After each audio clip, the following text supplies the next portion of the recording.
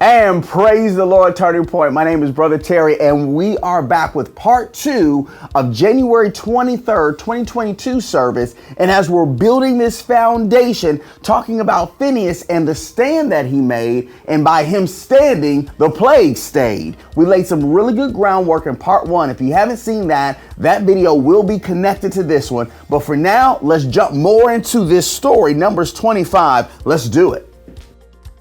So in Psalms 106, we start out praising God. Praise ye the Lord, O give thanks unto the Lord, for he is good, for his mercy endureth forever. Look at verse 3. Blessed are they that keep judgment, and he that doeth righteousness at all times. We're starting to get a glimpse where we're going here. Remember me, O Lord, with the favor that thou bearest unto thy people. O visit me with thy salvation, verse 4. And we start to get a glimpse of where Israel is. Israel is now in a situation where they have went and they have sinned, and now they need to get God to help them get out of the situation. Isn't that like us? Even today, that we go and dabble into something. We're tempted, we're drawn by our lust to go and dabble and we're curious. And now all of a sudden we are trapped in something, and now we are crying out, save us, oh God, get us out of this situation. And so one thing that we look at is verse 3, where it said, blessed are they that keep judgment, and he that doeth righteousness at all times. Church, let's just stay holy, and then we can avoid all of that in the first place. Let's keep going. So verse 5, we look at God, I need you to get me out of this situation that I put my own self in. Why? That I may see the good of thy chosen, that I may rejoice in the gladness of thy nation, that I may glory with thine inheritance. But one thing that we have to look out for is when we just look and we think that, oh, woe is me and all of this has happened and it's because of them and because of my fathers and because of my grandfathers, and this is what I was taught, and so that's what I was doing it. And so God, if you're going to get anybody, get them. But that's not the case. Look at verse 6, because we go in confession mode. We got to take some responsibility. We have sinned with our fathers. We have committed iniquity. We have done wickedly.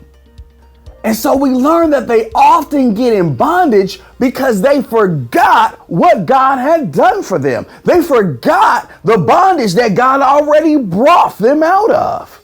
And so what I have to remember to do is make sure I don't forget where God brought me from. Because if I forget and if I fail to remember that, then I'll end up failing God. But if I can remember how I got on this side of bondage, and if I can remember what he brought me from and how he brought me out, then I will always stay a worshiper. Take a look at Psalms 106 and 7. Our fathers understood not thy wonders in Egypt. They remembered not the multitude of thy mercies, but provoked him at the sea, even at the Red Sea. Nevertheless, he saved them for his name's sake, that he might make his mighty power to be known. Verse 9, he rebuked the Red Sea also. Verse 10, and he saved them from the hand of him that hated them, and redeemed them from the hand of the enemy. 11, and the waters covered their enemies. There was not one of them left. Verse 12, then believed they his words. They sang his praise. But look at 13. They soon forgot his works. They waited not for his counsel. You know where we can mess up?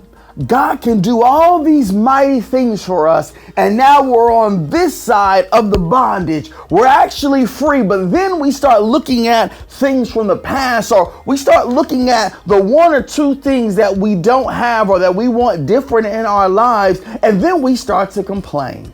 And God hates it when we complain. How is it that we have forgotten to be grateful for what he has already done?